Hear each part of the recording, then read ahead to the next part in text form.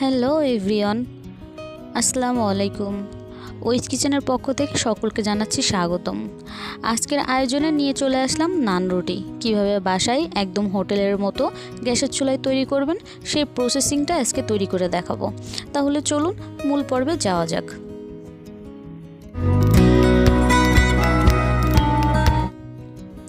নান রুটি তৈরি করার জন্য এখানে নিয়ে নিলাম 2 কাপ পরিমাণ ময়দা, দিয়ে দিচ্ছি স্বাদ মতো লবণ, দিয়ে দিচ্ছি 1 টেবিল চামচ পরিমাণ ইস্ট, আর দিয়ে দেবো 1 টেবিল চামচ পরিমাণ রেগুলার রান্নার তেল, দিয়ে দিচ্ছি 2 চা চামচ পরিমাণ ঘি।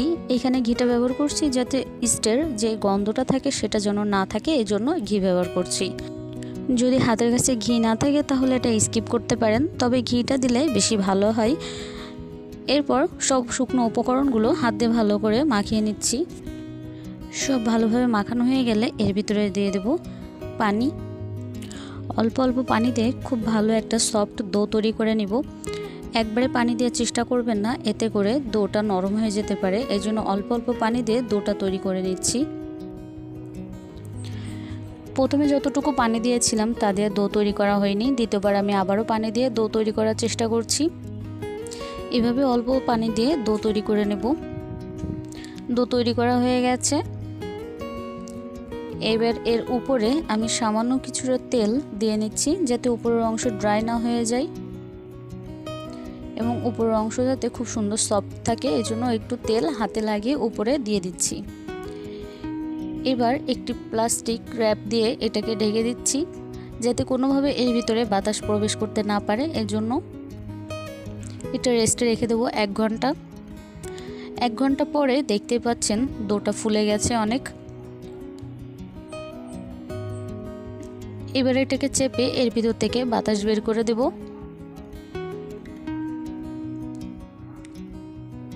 ডোটা কতটা পরিমাণ সফট হয়েছে এটা দেখলেই বুঝতে পারছেন। এবার এখান থেকে আমি লেচি কেটে নিচ্ছি। নান রুটি যেহেতু মোটা হয় এই জন্য আমি লেচি কেটে নিচ্ছি একটু বেশি পরিমাণে। 2 কাপ ময়দায় মোটামুটি আমার 5টা লেচি কাটা হয়ে গেছে, অর্থাৎ 5টা নান রুটি তৈরি করব এখানে আমি। এবার সামান্য একটু ময়দা লাগিয়ে এটা গোল করে সুন্দর করে নেব যাতে ফাটা বা কোনো দাগ না থাকে। এরকম গোল করে নেব।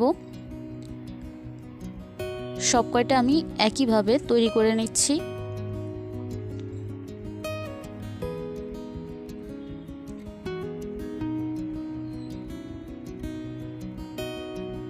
পাঁচটায় তৈরি করা হয়ে গেছে।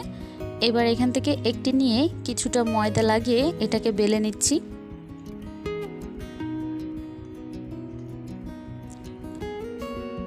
এটা খুব বেশি পরিমাণে বেলার দরকার নেই, আগেই বলেছি যে নান রুটিটা মোটা থাকে, এই জন্য এটা মোটা আকৃতি করে বেলে নিতে হবে। এরকম ঘুরিয়ে ঘুরিয়ে আমি এই নান রুটিটাকে বেলে নিচ্ছি যাতে প্রেসারটা সব জায়গায় ঠিকমতো পড়ে।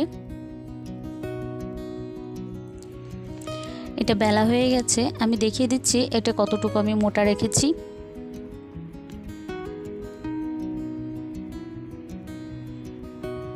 বাকিগুলো ঠিক একইভাবে আমি বেলে নেব।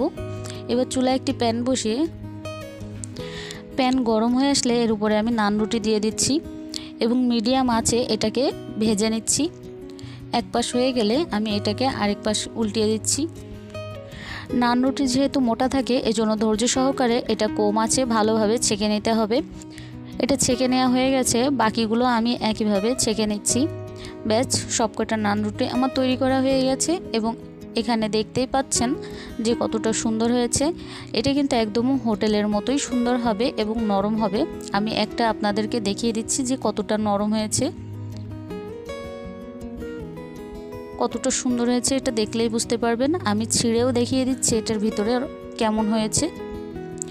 আজকের এই রেসিপি যদি আপনাদের ভালো লেগে থাকে তাহলে অবশ্যই আমার চ্যানেলটা একটি লাইক দিবেন এবং সাবস্ক্রাইব করে পাশে থাকা বেল আইকনে ক্লিক করে নোটিফিকেশন অন করে রাখবেন যাতে পরবর্তী কোনো রেসিপি দিলে সর্বপ্রথম আপনার কাছে পৌঁছাতে পারে।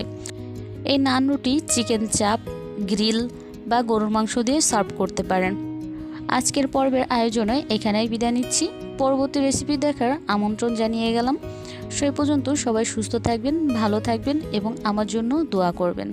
সকলকে আল্লাহ হাফেজ।